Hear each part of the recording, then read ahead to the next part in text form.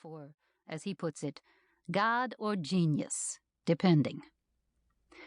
I hustled about with a dark green garbage bag, tossing in my crusty black plastic tray of lean cuisine lasagna and mumbling about whether I could get her some hot tea, as though tea was something we actually drank in this house. "Hot water," she replied, shivering. "You want some?" "No, I'm in it." "Oh." I put down the garbage bag and sat on the cleared coffee table. "I guess that's why you're here, say?"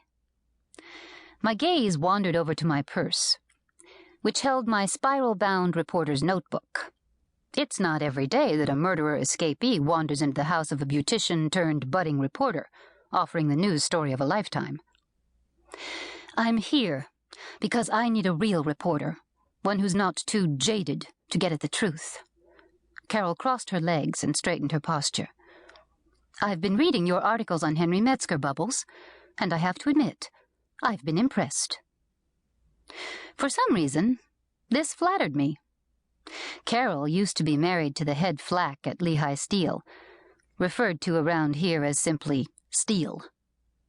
Weaver was the guy who issued press releases filled with lies about what a progressive company Steel was, how it treated its workers fairly, and was constantly pushing for innovative, non-polluting ways to turn out iron bars. Funny. Iron bars is what Henry Metzger, the former chairman of Steel, should have been behind all along. His crimes were too numerous to list, though I managed to expose a few in my investigative pieces for the News-Times. "Thank you," I said, shifting on the coffee table and realizing that my skirt was sticking to the residue of a spilled A-treat. "But you broke out of prison to tell me that?" "I broke out of prison because someone's trying to kill me." Carol leaned forward. "You're my last resort." I was back to being uncomfortable again. "Can't you find other last resorts? Like ones with palm trees and Caribbean addresses, far, far away from my house?" Couldn't she sit in another chair so she wasn't in full view of the street outside? As if she had read my mind, Carol hopped up and started checking windows, and once or twice trying the front door lock. While Carol's back was turned, I made a dash for my handbag, flipped open the notebook, and clicked the pen attached. "Remember when we first met?" she said, staring out the window. "It was shortly after you caught your husband cheating while you were supposed to be at work. What was that jerk's name?" "Dan Ritter. Though, he calls himself Chip, you know, to sound more waspy when he married Wendy."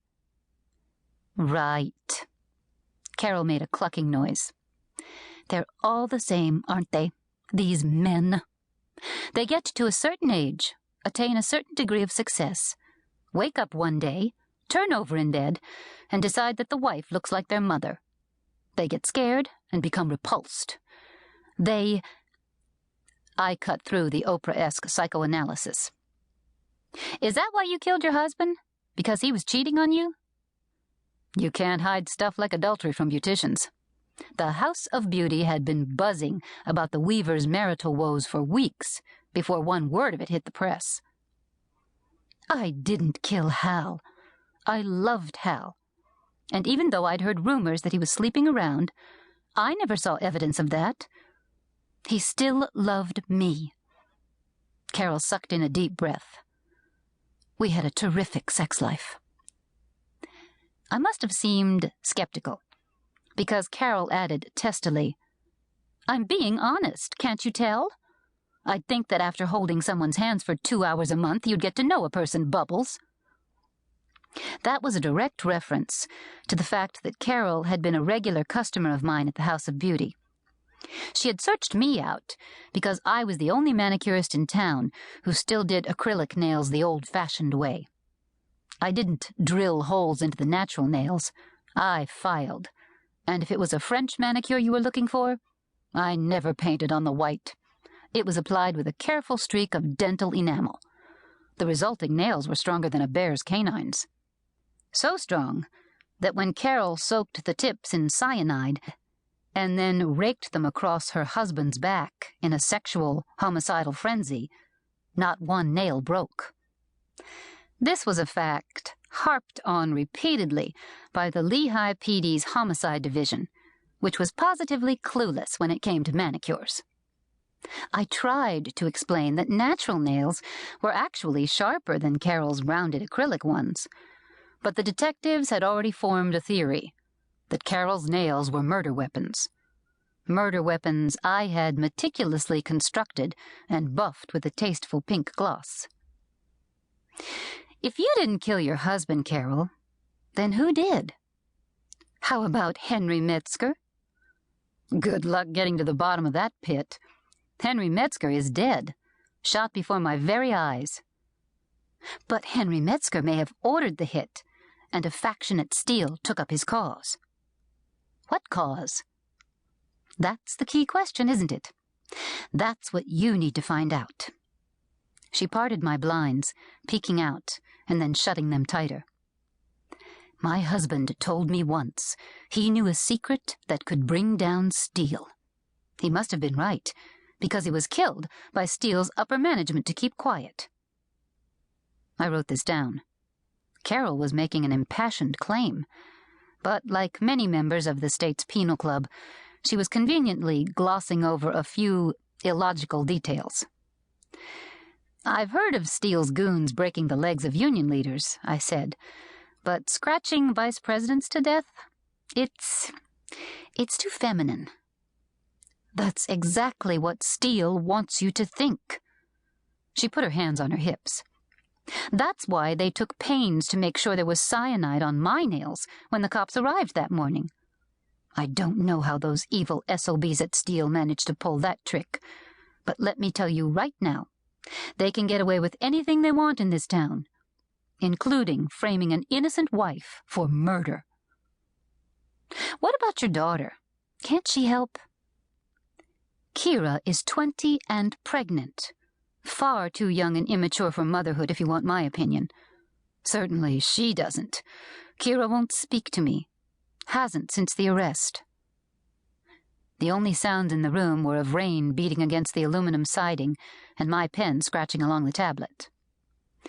Tonight, after I got out, I stood outside my daughter's house in the rain and stared into her windows, hoping to see some sight of her.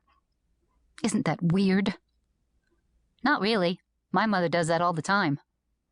I took one last note. Drives me crazy.